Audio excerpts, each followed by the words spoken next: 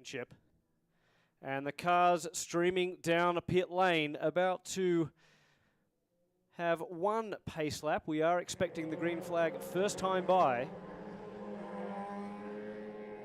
And all the cars trundling down pit lane after a bit of commotion in turn one. Scott Wagner is trying to make the start of this race. Don't see him yet down in pit lane, but everyone else looking ready to go racing. So, the grid as it stands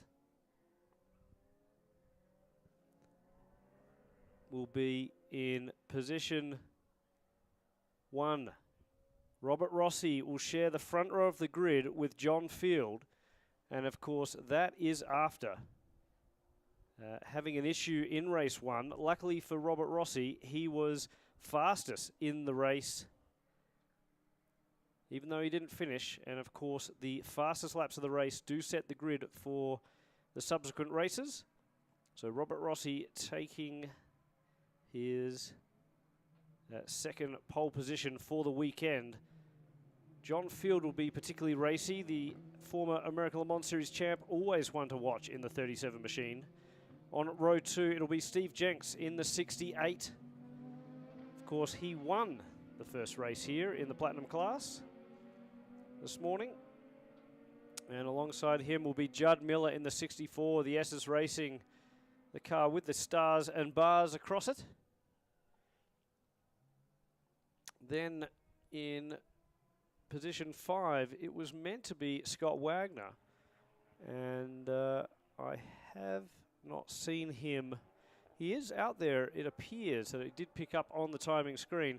So we'll look to see as the cars come through shot now whether indeed Scott Wagner is there, and I don't think he is. So in any event, Jim Booth will start in P5. Alongside him, Mike Anzaldi, who took the win in Pro 1340. A tough battle between himself and Austin Riley. Look out for young Austin in car number 20. And he'll be looking to make amends and certainly looking to get past his championship rival, Mike Anzaldi. Then it's back to Reed Stewart, who was also very racy in the 1340s. Palmer Miller, fastest of all the 1500s in race 1, but didn't have the race he'd want. And then we're back to Dan Decker, Jack Yang and Kent Myers. The cars are side by side. It's rather a picture-perfect formation as they come onto the main straight. A couple of cars do pop early, but we have got the green flag, and it's 3 wide. In fact, 4 wide. We're looking for 5 wide, would you believe, going down into turn 1, and a little bit of hip and shoulder as they do so. The Platinum class cars, very, very racy here at Utah Motorsports Campus. It does appear everyone has got through that first turn. We have had a spin further back in the pack, and a couple of cars looking to get going again. It looks like Dan Decker may have been caught up in that. But coming through is Robert Rossi. So just like in race 1, Robert Rossi has taken command of race 2 here at Utah, and down into turn 5 he goes for the very first time. Behind him, that looks like it is Steve Jenks, who, wow, look at that. Go through goes John Field, and Jenks and Field having a bit of a hip and shoulder through what is right hook and knockout. I think it was John Field that has made the knockout blow to Steve Jenks, because he's through into second place. And Jenks looking to struggle on this opening lap on the cold Hankook tyres, with Judd Miller with the day glow and the stars and bars behind him in the 64 machine, looking extremely racy as well. So could Steve Jenks go from the second row of the grid? He started up to second place and then is falling back again, relegated to his starting position at the moment. So all the hard work in turn 1 coming undone for Steve Jenks. unbelievable action there from turn 1 here at Utah to have 5 cars going in and coming out relatively unscathed. And Judd Miller looking to the inside, right down on the inside of the circuit as they go up into the first turn. Further back, it's Mike Anzaldi who has indeed kept his nose in front of his championship rival, as behind them Palmer Miller goes for a move and doesn't make it stick. But Mike Anzaldi in front of the Canadian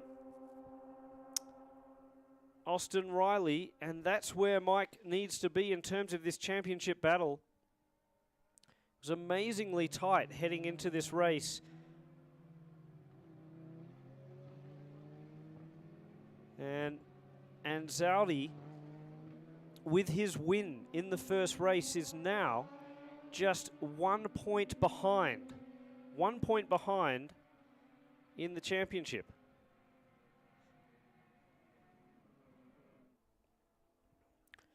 So everything is to play for here, and Anzaldi is looking to leave Utah and head to Kota back in front in terms of the points lead. He went to Watkins Glen ahead in points and was frustrated that his weekend didn't go to plan. Was relegated in the championship to second place because that racy blue and yellow car behind him, Austin Riley, was spectacular at Watkins Glen, taking 3 wins, a pole position, and in fact the fastest laps in each race as well.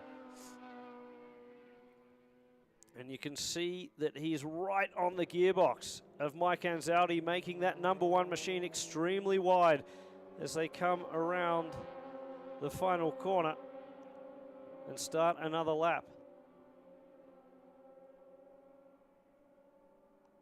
So yet again, the top 3 in Pro 1340 basically nose to tail, with Palmer Miller looking to line up Stewart into turn 1, and he does so. That is frustrating for Reed Stewart because he doesn't need an out-of-class car between him and the front runners. And he'll be hoping to tag on the back of Palmer Miller and hope to claw his way back up to Austin Riley and Mike Anzaldi. Anzaldi looks a little bit more composed on this lap heading into turn 5. Just starting to absorb the pressure a little bit more with the tyres up to temperature. Perhaps just struggling in these opening couple of laps. The Hankook tyres definitely take a little time to get up to temperature. And we've had a spin further back. So that was Reed Stewart and Palmer Miller possibly making contact. Whatever it was, Reed Stewart has dropped back. The plan of catching back up to Austin and Mike Anzaldi has not worked. Beautiful shot there as the cars stream through. And there's no doubt that Austin Riley is looking to retain the lead in the championship. He would know coming into this race how tight it was, how much is on the line for him. The young Canadian has a look to the inside. He can't do it. Anzaldi shuts the door. And again, they go side by side. And what will happen here into the final corner?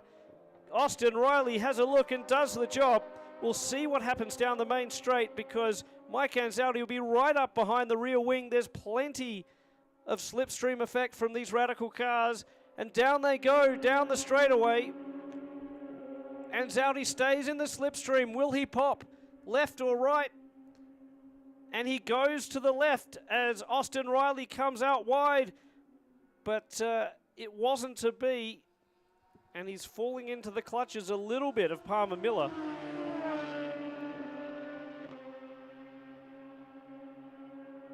And Miller has indeed taken track position away from Anzaldi, and that is disaster for the reigning US champion because no longer is he on the back of the gearbox of the Canadian who's leading 1340. He's on the back of the gearbox of the 1500 class leader, Palmer Miller.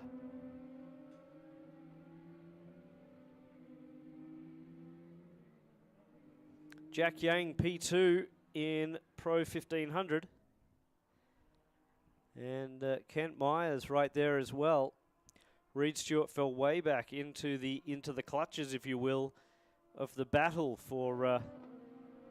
And there they are on screen, and you can see Jack Yang defending well through turn 6, but he's run a little wide, and that's allowed the S's racer of Kent Myers to get a little bit of a look, not too much of a run.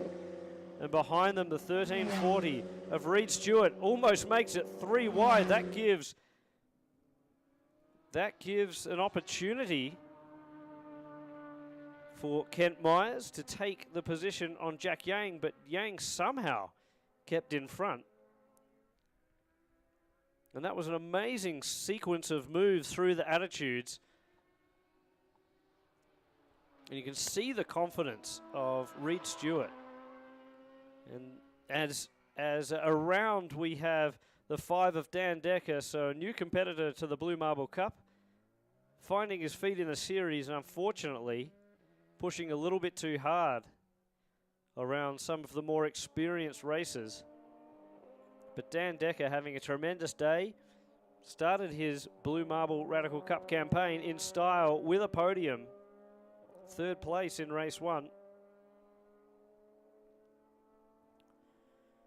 Back up at the front of the field as we capture back that battle between Jack Yang and Kent Myers. And that's for 2nd place in Pro 1500.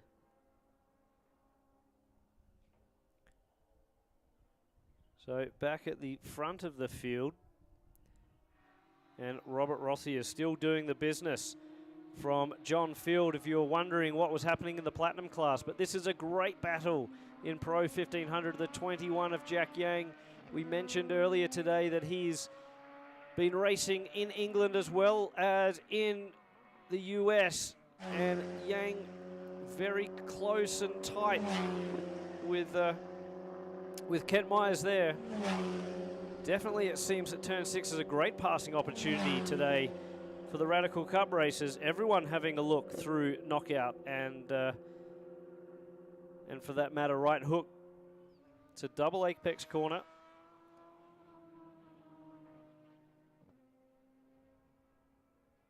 And as they approach turn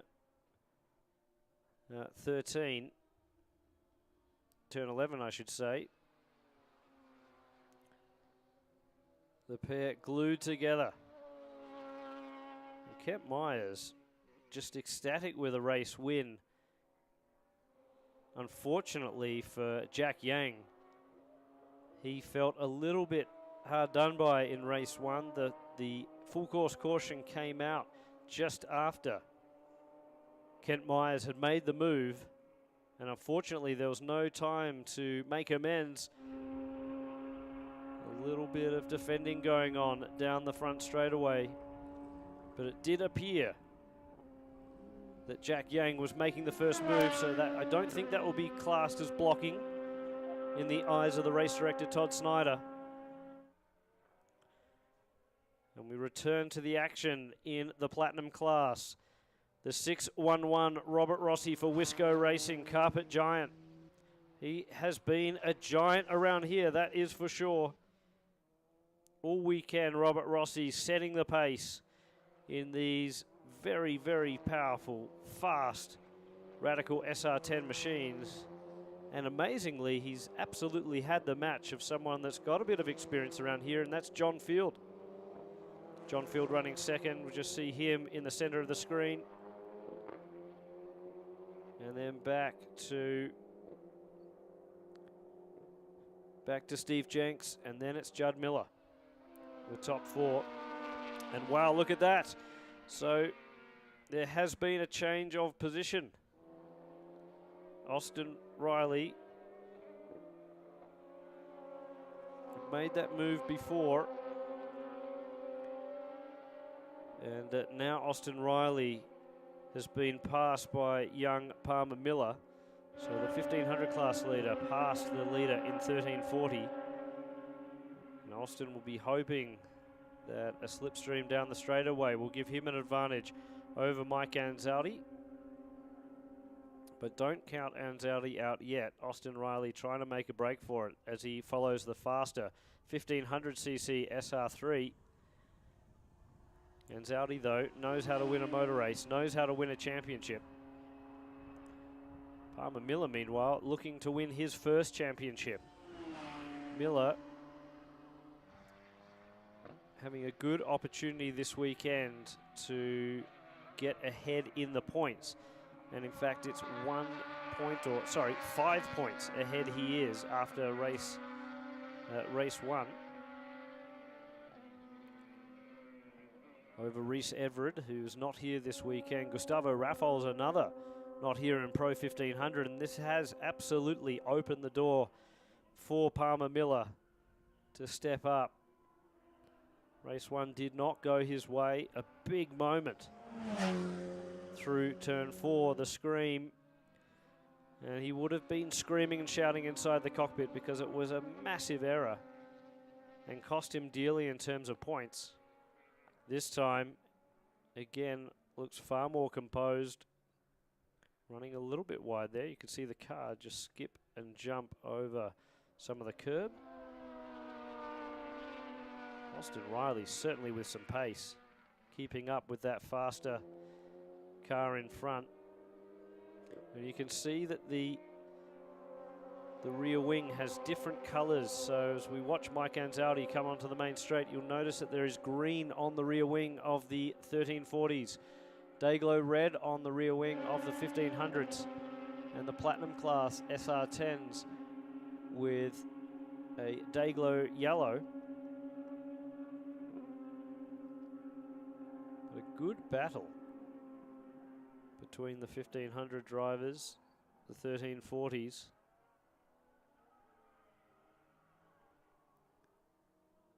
Just lose the cars a little bit around the scream there, or just before.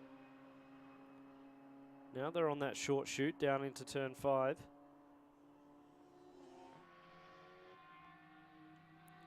Quite a big braking moment into the hairpin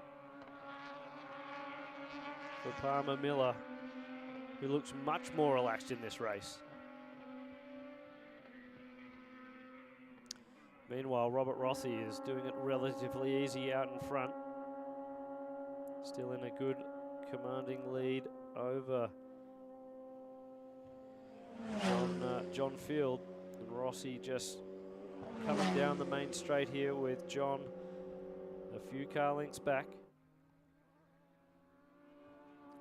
Now, Palmer Miller has managed to pull a gap here on Austin Riley. So this is giving, I think, Mike Anzaldi a bit of momentum. Who will be watching the gap, realizing that that young Riley is falling back, or certainly not keeping up with the 1500 anymore. And perhaps after taking a little bit of a breather, Mike Anzaldi looks to be coming back at Austin Riley for the lead in Pro 1340.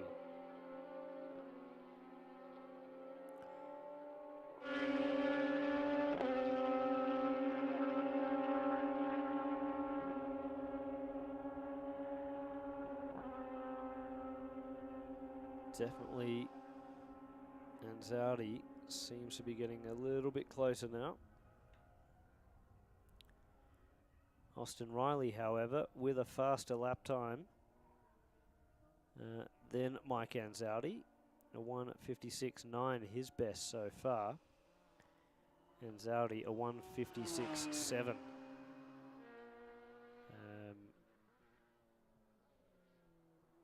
So Anzaldi, sorry, a little bit faster. But Austin Riley with a personal best.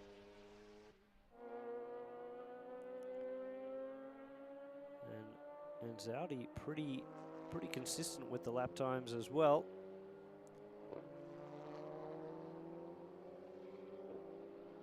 onto the straight, starts another lap for Robert Rossi. That blue and black SR10 streaking down into turn 1. You can see the black and yellow. And a little bit of red of John Field chasing hard, but he just doesn't seem to have the pace to capture that Wisco Racing driver today.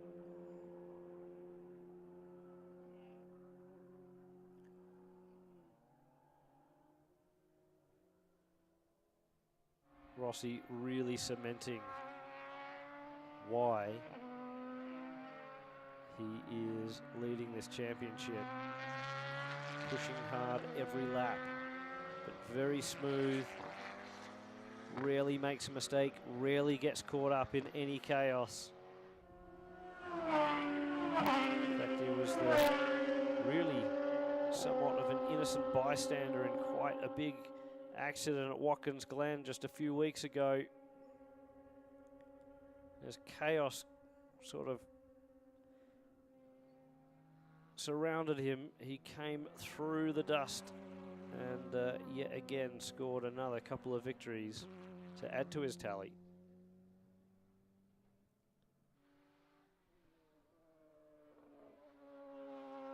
So Rossi's just picked off a little bit of traffic. Dan Decker still touring in Pro 1500. See the attitude of that car. It's just awesome to watch Rossi really working hard. The car stepping out a little bit, 430 odd horsepower, 380 foot-pound of torque, and I think he just laid a little bit of rubber as they came out of the final corner there. Beautiful scenery in the background. Mike Anzaldi commenting earlier that anyone that hasn't been out to Utah should get out here, and whether it's check out the racetrack or check out the scenery, it is quite surreal to be in the desert and then look up at this stunning mountain range.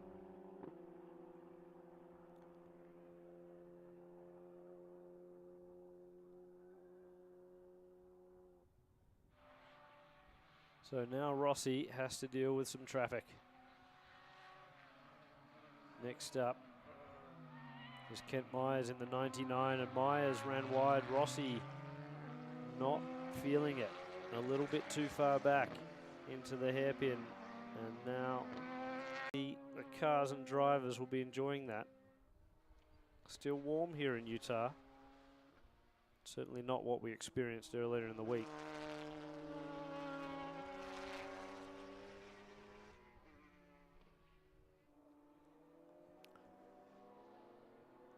So Rossi making relatively light work of this long, fast circuit. We'll start another lap. And Rossi last time passed a 1:53.4 after being held up. John Field a 1:51.9. So a huge amount of time that John Field was able to take out of Rossi then.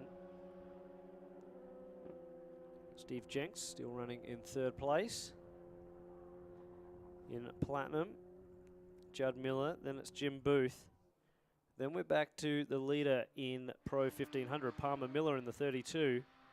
Austin Riley is still our leader in Pro 1340. From Mike Anzaldi, Jack Yang is P2 in 1500. Kent Myers rounding out that podium. And there is Palmer Miller again with Austin back on his gearbox. And Miller's car just stepping out a little bit. And Anzaldi not far away, but a few car lengths as they come past the commentary box.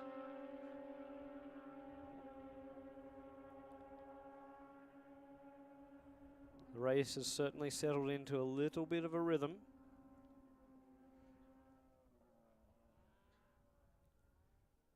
But for someone like Austin Riley, there's plenty of pressure with his championship rival behind him. It is just 1 point that separates Austin from Mike Anzaldi at the moment. 412 versus 411. Austin Riley has come down from Canada. Doesn't have the biggest racing budget, has a huge amount of passion and an amazing story. A youngster with so much talent. And his father was saying that whereas perhaps his autism has made him stand out from the crowd, in terms of racing, it is his talent that makes him stand out from the crowd, and he's just another racer at the track. And had the opportunity to meet Lewis Hamilton a year or so ago at the Canadian Grand Prix. Lewis taking a huge liking to Austin. And so many people helping Austin out in his career. If you go into the paddock, you can actually see all the names of people that have given something to the cause, if you will. Supported him in one way, shape or another. And names scattered all over his car and all over his transporter. It's not just his major sponsors like Lincoln Electric and Spark Power. All sorts of people helping him out. Some great stories throughout this Radical Cup paddock. Palmer Miller, father and son racing together. Young Palmer with dad Judd in platinum class. Ooh, and at the front of the field, Robert Rossi has certainly got a little bit closer now to John Field. There we are on screen, and coming down the main straight, Rossi only with a couple of car lengths separating him and second place John Field in platinum. So Field finding some pace later on in this motor race. And if there's one person that you don't want to give an inkling, an opportunity to, it will be Mr. John Field.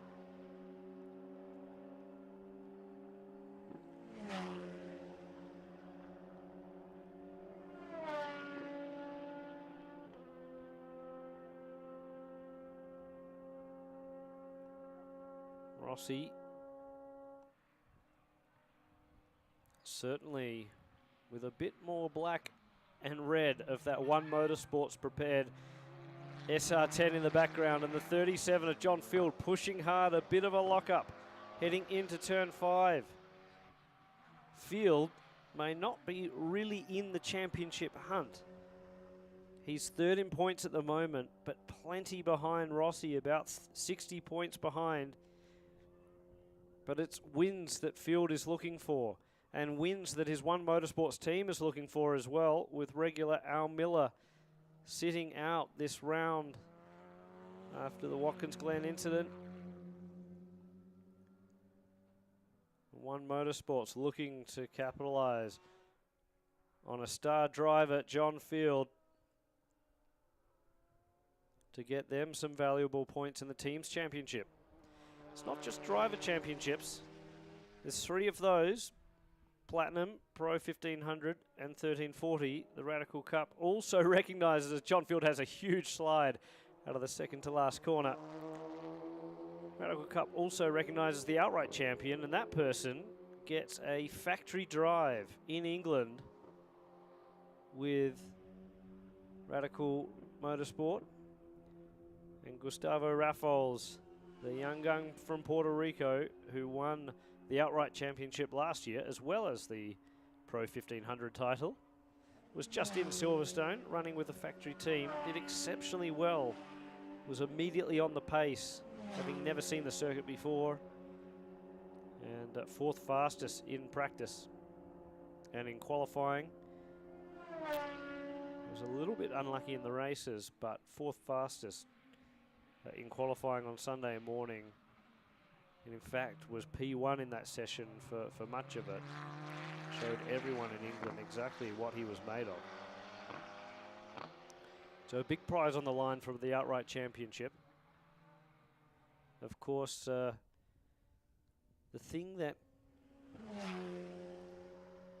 neutralizes, if you like, or equalizes the 3 classes is the amount of competitors you're racing against. So starting points or or points for the number of starters in each class are part of the equation. And so someone like Robert Rossi, who's been competing against large grids of 9 or so cars at most of these rounds, has collected a tremendous amount of points, 403. And even though Austin Riley has done an exceptional job this year and does just eclipse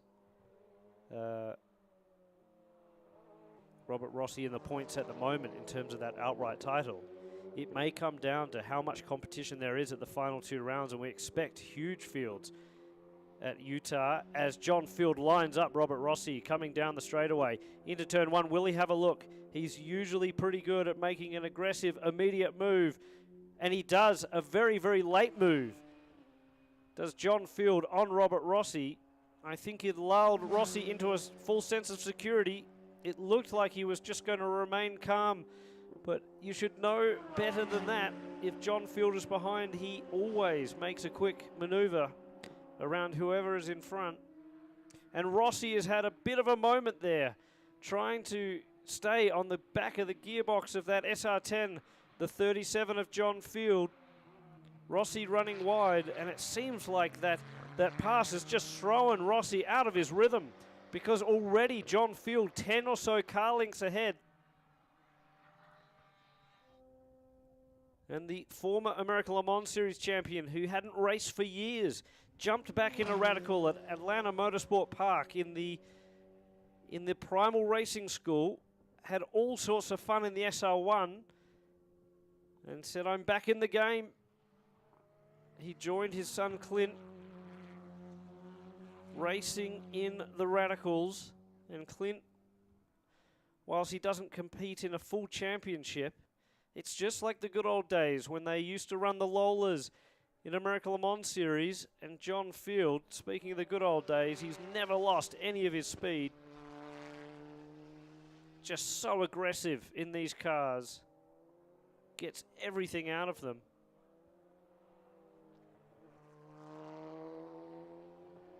And a 1:52 in these afternoon conditions, as John Field will see what the lap time was there, a 1:51.7. So John Field turning up the wick.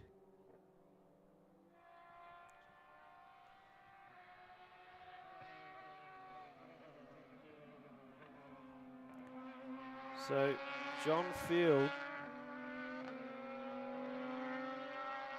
doing the business and still out in front of Mike Anzaldi for the 1340 class lead is young Austin Riley.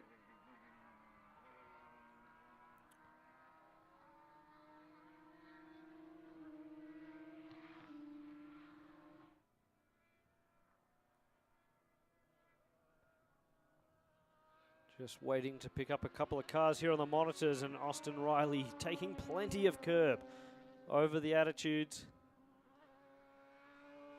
And a little bit more undulation than you think around this place. A lot of people think of Utah and the Utah Motorsports campus as being a very flat track, but it's really not. Decent amount of undulation, a fair amount of camber in the corners. And an absolute ability for these guys in these high downforce cars to use all of the wing and all of the power, particularly down this long front straightaway. A good opportunity to just relax a little bit.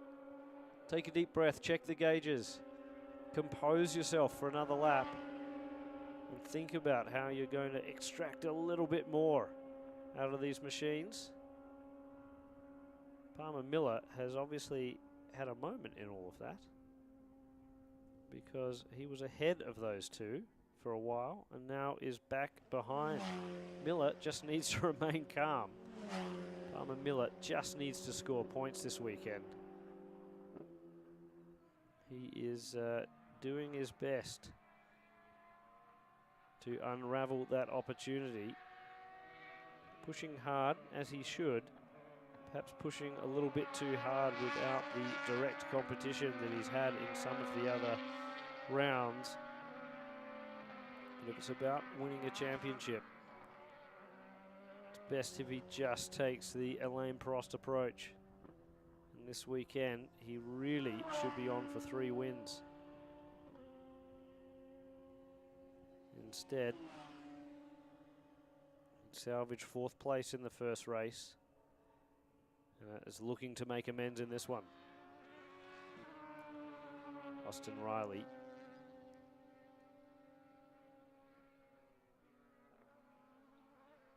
Certainly has Mike Anzaldi's match at the moment. The headlights ablaze on the SR3 XX. You can tell that that's a slightly newer car. The wing end plates are a little bit different to Mike Anzaldi's car. And the front headlights, the LED strip, you can see Anzaldi's is higher across the headlight bucket and runs almost horizontal on the front of Austin Riley's car. They run vertical.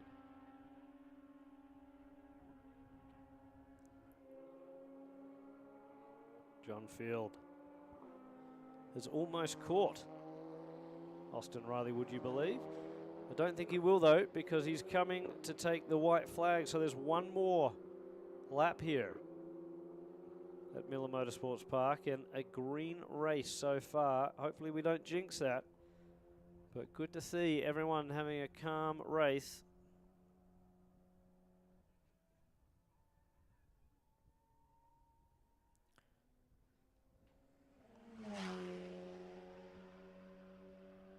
Scott Wagner in the end not getting out for that one.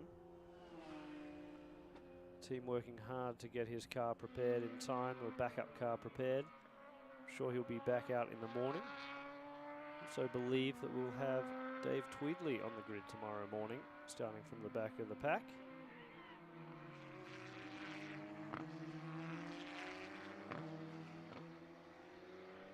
But at the moment, a little bit of a strange line there for Robert Rossi.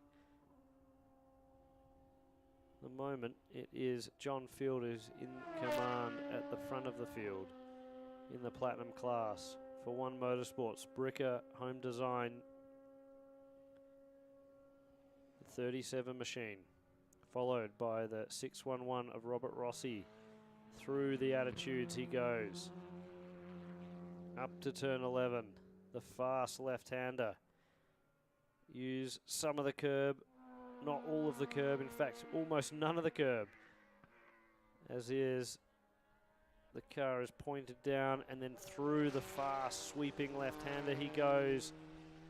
2 more corners for the 37 machine of John Field. Robert Rossi has a big slide through the penultimate corner, but it's John Field who has done the job in race 2 here. Race 11 of this championship, and he takes the win in the Platinum class. Robert Rossi home second in Platinum. We'll wait for the others to come through. So home third, Steve Jenks for Group A Racing takes the checkered flag. Austin Riley is coming around in front of his nemesis.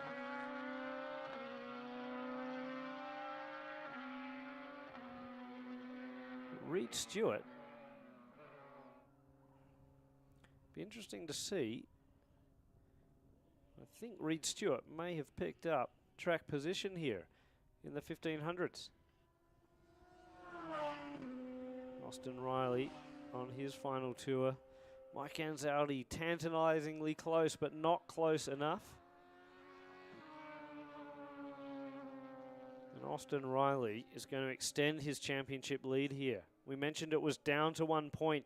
This is going to bring him back at least 5 points. It's 40 points for a win, 35 for second place. And Austin Riley will be thrilled with that, as will Father Jason.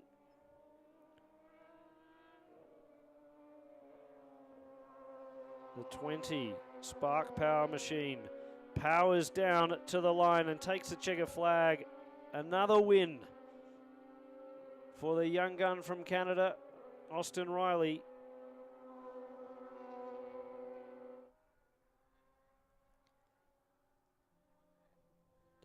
Palmer Miller taking the checker flag.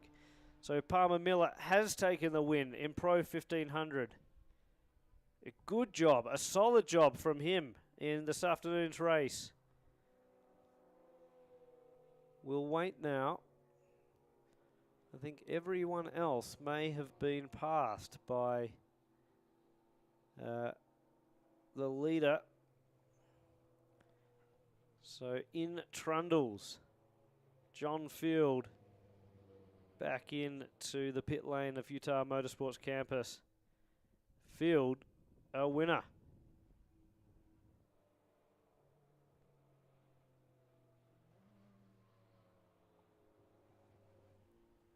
And congratulations to Reed Stewart as well, picking up a podium in Pro 1340.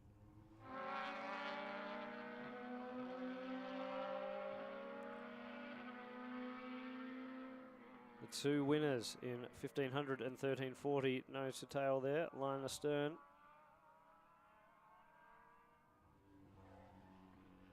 All the cars heading back into Parc Ferme. Through the screen goes two of the Group A cars, being Steve Jenks and then Reed Stewart. Judd Miller having a relatively uneventful race. Kent Myers was in the thick of it early on. But it was Reed Stewart who took third in Platinum. Kent Myers taking another podium in 1500. This time it will be second place for Kent Myers. And he did get in front of Jack Yang yet again. So the rain, the storm that was rolling through those beautiful mountains in the background has dissipated. We got a clean run. Austin Riley, the winner in 1340, coming into pit lane. Past the Hankook tyre truck. And what a race. That was a solid race from the Blue Marble Radical Cup Series. We thank our global partners, Motul and Hankook. Of course, our local partners, USAC, Racing Radios, and none other than Blue Marble. And it is time to waste some champagne because, as we always say, we'll savor the Blue Marble. But that wraps up a great day's racing here at Utah Motorsport Campus. And another big race from the Blue Marble Radical Cup North America Series. We'll be back tomorrow morning for race 3.